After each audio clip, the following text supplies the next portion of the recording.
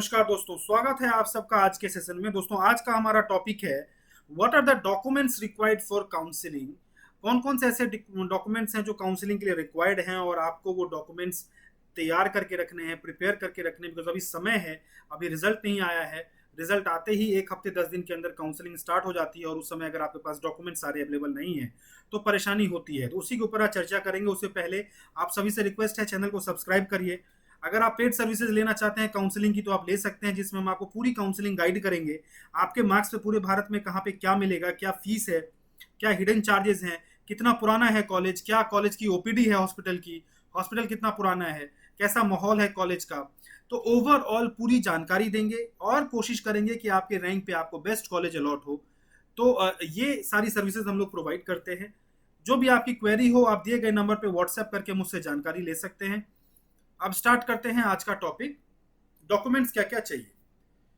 तो देखिए, डॉक्यूमेंट्स जो हैं नॉर्मली, जो नॉर्मल डॉक्यूमेंट्स हैं वो सबके पास अवेलेबल होते ही हैं, जैसे 10th 12th की मार्कशीट, कहीं कहीं 11th की मार्कशीट की भी रिक्वायरमेंट होती है। जैसे कि अगर कोई दिल्ली कोटा का स्टूडेंट है तो 11th की मार्कशीट भी चाहिए होती है। तो 10th 11th 12th marksheet, certificates, character certificate, migration certificate. Character certificate 6 महीने से पुराना नहीं चलता है, किसी किसी काउंसलिंग में चल भी जाता है, बट आप कोशिश करिए कि ज़्यादा पुराना ना हो। सो कैरेक्टर सर्टिफिकेट, माइग्रेशन सर्टिफिकेट, कहीं कहीं माइग्रेशन मिलता है, कहीं कहीं टीसी मिलता है, ट्रांसफर सर्टिफिकेट, तो टीसी ट्रांसफर सर्टिफिकेट। इससे अलग जो है आपका जो एड्रेस है, आपका identity proof, photo identity proof, address proof. इससे अलग आधार कार्ड, पैन कार्ड। अगर कोई ईडब्ल्यूएस कैटेगरी से बिलोंग करता है तो उसका इनकम सर्टिफिकेट, जो कि इस साल का बना हुआ होना चाहिए, पुराना नहीं चलेगा, 2022 का नहीं चलेगा, 2021 का नहीं चलेगा, 2023 का होना चाहिए। सो 2023 में जो अभी मार्च के बाद अप्रैल में जो बना होगा वो चाहिए होगा। तो वो इनकम सर्टिफिकेट की रिक्वायरमेंट ओबीसी में भी होती है। ओबीसी में creamy clear, non creamy layer, दो तरह की कैटेगरी होती है। और बेनिफिट जो मिलता है वो नॉन क्रीमी लेयर को नहीं मिलता, सॉरी क्रीमी लेयर को नहीं मिलता, नॉन क्रीमी लेयर को मिलता है। तो उसका भी इनकम सर्टिफिकेट होता है, तो उसके लिए भी आपका इनकम सर्टिफिकेट जरूरी है।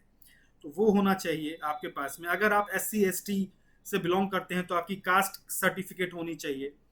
डोमिसाइल, जिस स्टेट के आप रहने वाले हैं उसका डोमिसाइल होना चाहिए, रेसिडेंशियल सर्टिफिकेट बोलते हैं, वो होना चाहिए। डोमिसाइल सर्टिफिकेट में एज का कोई लिमिट ऐसा नहीं होता है कि पुराना कितना हो। तो अगर डोमिसाइल पे लिखा नहीं हुआ है कि 1 साल के लिए वैलिड है तो वो डोमिसाइल सर्टिफिकेट फिर साल 2 साल 3 साल पुराना भी चल जाता है। इससे अलग अगर हम बात करें एनआरआई कैटेगरी की, तो कोई अगर एनआरआई कैटेगरी में है, कोई अगर कैंडिडेट खुद एनआरआई है, उसके फादर एनआरआई हैं, मदर एनआरआई है, या कोई फर्स्ट डिग्री रिलेटिव एनआरआई है और वो एनआरआई का बेनिफिट लेना चाहता है, तो उसके 3 4 तरह के डॉक्यूमेंट्स होते हैं।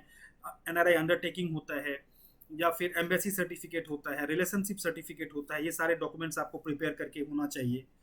SC कैटेगरी में कुछ स्टेट हैं जो SC कैटेगरी है, SC डिप्राइव कैटेगरी है, तो वो आप चेक कर लीजिए आप किस में बिलोंग करते हैं। जैसे हरियाणा में SC और SC डिप्राइव है, तो अगर आप डिप्राइव से हैं तो आप उसका सर्टिफिकेट बनवा लीजिए। ओबीसी में कई सारे स्टेट में OBC A, OBC B, कहीं पे जैसे महाराष्ट्र में NT1 NT2, कई तरह के कैटेगरीज हैं। सो VJ1 VJA इस तरह के कैटेगरीज हैं। तो जिस स्टेट से आप बिलोंग करते हैं उस स्टेट में जिस कैटेगरी में आप हैं उस कैटेगरी में बहुत तरह के सर्टिफिकेट हो सकते हैं, जिसको कि आपको प्रिपेयर करके रखना जरूरी है। तो वो सारे डॉक्यूमेंट्स आप प्रिपेयर करके रखिए। इसके अलावा जो है यही मेजर डॉक्यूमेंट्स रिक्वायर्ड होते हैं काउंसलिंग में। अगर आप किसी माइनॉरिटी से हैं, क्रिश्चियन माइनॉरिटी हैं, तो उसका माइनॉरिटी सर्टिफिकेट आप बनाइए। इसके अलावा अगर आप मुस्लिम माइनॉरिटी हैं तो मुस्लिम माइनॉरिटी में कोई स्पेशल सर्टिफिकेट की रिक्वायरमेंट ऐसा नहीं होती है। सिख माइनॉरिटी हैं तो उसका सर्टिफिकेट होना चाहिए, या अगर आप जैन माइनॉरिटी हैं तो उसका सर्टिफिकेट होना चाहिए। नहीं सर्टिफिकेट है तो भी काम चल जाता है, एक सेल्फ एफिडेविट से भी काम चल जाता है। तो अलग अलग माइनॉरिटी के लिए अलग अलग सर्टिफिकेट्स हैं। तो ये एक ओवरऑल डॉक्यूमेंट्स जो मैंने आपको बताया, ये सारे ओवरऑल डॉक्यूमेंट्स की रिक्वायरमेंट है। इसके अलावा अगर किसी भी तरह की आपको जानकारी चाहिए काउंसलिंग से रिलेटेड, या आपको कुछ पूछना है, जैसे कि ESIC का जो है IP सर्टिफिकेट, जो ESI कैटेगरी से है उसको IP सर्टिफिकेट की रिक्वायरमेंट है। जो PWD कैटेगरी से है उसको उसमें रजिस्ट्रेशन कराना होगा, उसका एक अलग प्रोसेस होता है। तो इसी तरीके से अलग अलग कैटेगरी के अलग अलग रिक्वायर्ड डॉक्यूमेंट्स होते हैं। आप जिस कैटेगरी से बिलोंग करते हैं आप उसका देख लीजिए। इन सबसे ऊपर मैं आपको ये बताना चाहूंगा कि प्राइवेट कॉलेजेस के एडमिशन्स के लिए मैक्सिमम जगह पे ज्यादा कैटेगरी के डॉक्यूमेंट्स रिक्वायर्ड नहीं होते, बट स्टिल वो डिपेंड करता है स्टेट टू स्टेट, किस स्टेट में आप काउंसलिंग कराना चाहते हैं। तो इस वीडियो में बस इतना ही, और भी इस तरह के वीडियोस लाते रहेंगे। अगर आपकी कोई भी क्वेरी है तो दिए गए नंबर पर व्हाट्सएप करके आप जानकारी ले सकते हैं। नमस्कार।